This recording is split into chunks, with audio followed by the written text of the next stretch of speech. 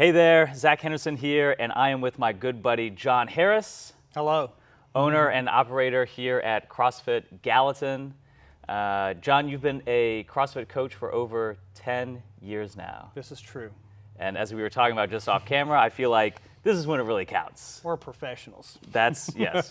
we can put that in our resume, I think, at this point, after 10 years. So, want to cut right to the chase. We're talking today about the swing, and specifically the American / CrossFit style swing versus the Russian hardstyle swing. So anybody who watches my channel probably knows what I typically train. And it could be very easy for me to just kind of sit back and give my 2 cents on the relative pros and cons with the two techniques, but I want to get you on because you're obviously a CrossFit coach. You are a practitioner. You've been in the trenches for all these years. You actually work with real people, and that's what counts. So maybe in a nutshell, tell us what is the difference between the Russian and the American style swing? Well, the word style can be very convoluted, so to speak. I know that in typical maybe bro fashion approach, if you talk to a CrossFitter and they ask, why we do American swings and why everybody else does Russian swings, is because we complete the rep. We go all the way up. We don't do half reps here in CrossFit. This is the American way. I can get behind that general mindset. But yeah. I see the mindset, but I feel like I do have a slightly different approach because, especially when I decided I wanted to open up my own gym, I remember maybe a year before I opened a gym, I hired you specifically to really tear the swing apart. Like, what is it? Why are we doing it? And all these things. That's when we trained in the backyard of that. It was a back patio of maybe a house you were staying at or something? Yes, the back patio of the house that I first moved into when I moved to Nashville. That's right. That was forever ago. Yeah. And what's interesting is that my experience at the first gym that I was looking at, or I was working at the time, was kettlebell swings were kind of presented to us from like that Pavel method. Like, it's not a Russian swing, it's just a kettlebell swing. Right. And what would happen was we would have traditional CrossFitters coming into the gym where maybe we're doing a mix of, there's a lot of classic CrossFit workouts where kettlebell swings are American swings. Sure. It's just what they are. They go all the way overhead at the top, full extension, come back down.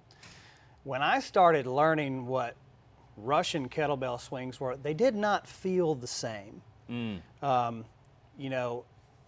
It might have been you, it might have been someone else, but I know when someone's teaching me how to hip hinge properly, if you're like standing with your arms full of groceries and you need to close the door, you're not going to do that with your foot and be a D-bag and put a dent in your door. You're going to gently scoot your butthole back and shut the door.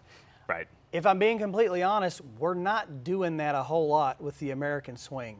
Sure. It ends up being very squatty and like a sumo deadlift high pull, and then we punch. Yeah. So for those who aren't familiar, the big difference, especially to any untrained eye, is that the American style goes from like the backswing or what might be closer to a squat in some squat swing, cases, my friend. and you pull it and you like punch it overhead. Yeah. I don't feel a lot of like hip hinge, movement in an American swing. With a Russian swing, it is a hip hinge movement. When we're teaching people how to do, power cleans or snatches, we teach them the Russian kettlebell swing first. As like a progression. If you cannot do a Russian kettlebell swing effectively, properly, you have no business throwing a barbell around, in my opinion. And then when we have drop-ins come in from like other CrossFit gyms, and they see us doing Russian swings a lot, and they're like, well, why are we doing that? And usually my answer is because we actually do the movement right. And that might ruffle some feathers in the CrossFit world, but it is what it is, in my opinion. Well, I'll even give CrossFit, like in general, the benefit of the doubt. Even if you are doing like a proper hip hinge in the backswing, you extend and then you bring the bell completely up overhead. I'll even say like that doesn't even strike me as being like a super duper no-no all the time, as long as we get that good hip hinge in the backswing. But then, as you were kind of saying, like, well, we're quote unquote finishing the full repetition by throwing it overhead.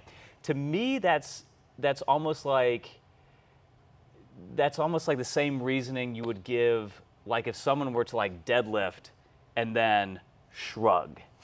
Yeah. It's like, well, just because you can. You got it higher, right? Yeah, like, well, I moved it as far as I could, Yeah. that kind of thing. Or, if you had maybe doing like a front squat. Well, do you front squat and then push press it overhead on every rep? Like a thruster? Just a thruster, just because you can? Yeah, that's not happening. Yeah, right. So I can see how, like, especially, well, actually, you can maybe tell me this. It's my cursory understanding that a lot of CrossFitters would train going all the way up overhead because that's how a rep would count in competition. Is that right? Well, yes and no, because you can see, I haven't seen an American kettlebell swing in the CrossFit Open or in any CrossFit competition recently that I can think of. Okay. The same reason why I don't see burpees, because there's a movement standard that has to be met to where the bell is overhead, but maybe it's cocked forward just a little bit. Right. And this is where it turns into a squat, because if I have a proper hip hinge and I let this bell come out, and now I have to mitigate this like here. Sure. If I can be tighter and then hit it, it's much easier to kind of keep that rep flow going. And I'm also not trying to keep it from coming back. If it has more of a sagittal trajectory, Yeah. I don't have to mitigate this proper hip hinge explosiveness. Right. So, I mean, really at the end of the day, as far as I'm concerned as a coach, the point of the swing is to train the dynamic ballistic hip hinge. That's it. So whatever style or technique is in the best service to that idea is the one that I'm going to go with. And like we hear that all the time, like there's no bad exercises, there's only poor applications for different goals. And so I'm totally with that. So I'm not here to bash any particular exercise, but it is important as coaches and as trainees to really understand, well, what is it that we want out of this exercise, this workout, this training program?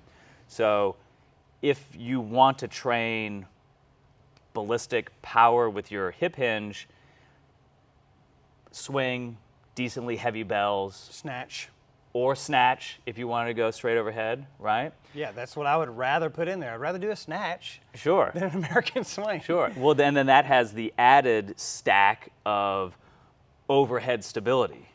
Technical precision. Technical precision, all that stuff. So if you're just trying to hammer your hamstrings, your posterior chain, the hip hinge hard and heavy, like why go any fancier than a chest or even belly height strong swing?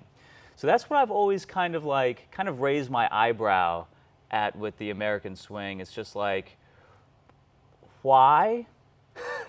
and I get that, like, technically there's like kind of more work being done because we're moving the bell through a greater range of motion, but at the same time, at what cost, at what price? Like, we see people's shoulders are jacked up enough. We see a lot of this scrunching and back hyperextension, if we're being honest, trying to get a bell up there. And like, I've seen people lose a kettlebell behind their head. As a gym owner, there are financial implications to these things that the client will not suffer. Right. Cracked concrete, Even like, well, I don't have the shoulder mobility, so what's going to happen? I'm going to overarch. I'm going to get hurt. Now my back hurts because kettlebell swings are dangerous. There's a lot of other things that could be going on. CrossFit in its complete, like how it came about, is complete contrarianism. So, and if I'm being completely honest, I do feel like people who do CrossFit are the fittest people. Sure. I just think they are. Obviously, I'm a little biased. I don't know why. But if the whole philosophy and methodology is kind of centered around bucking the system. The system was Russian kettlebell swings. Okay. So could you put some utility in, like, we're just going to do it different because different's better? It's possible that could be an idea as well. Okay. Interesting. But is it beneficial?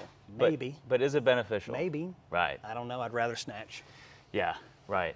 Well, cool, man. Well, again, I always like to make sure that I check my biases wherever and whenever possible.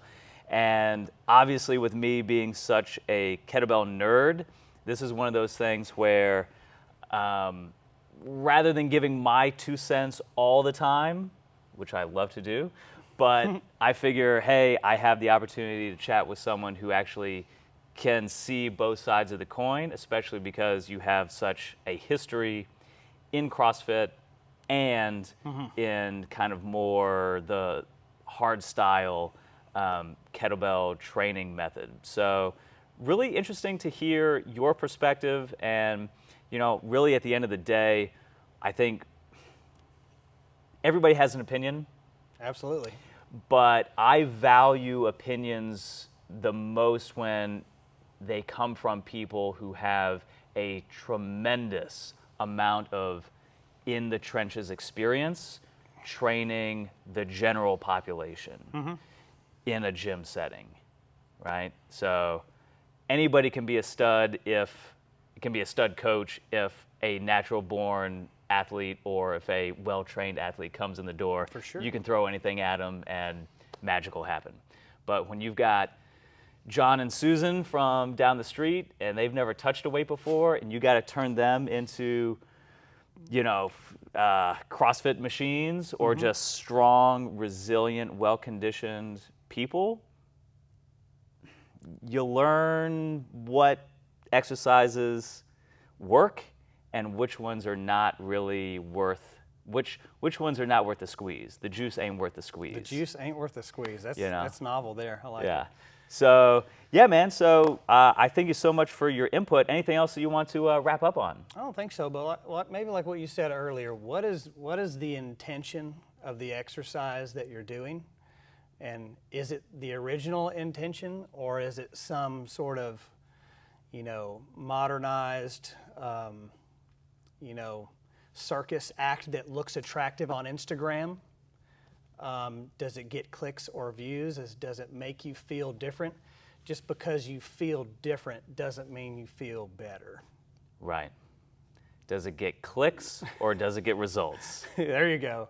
I've been doing this for far too long to be worried about clicks at this point. Right, right. Well, dig it, man. Well, again, Jon Harris here at CrossFit Gallatin. Thank you so much. We're going to hit a little kettlebell swing workout, so just wanted to have this sit down and appreciate your input, dude. Absolutely, my friend. You got it. Cool beans. Dude, I think that was great. That was great, dude. I mean, I think that was a one-take Jake.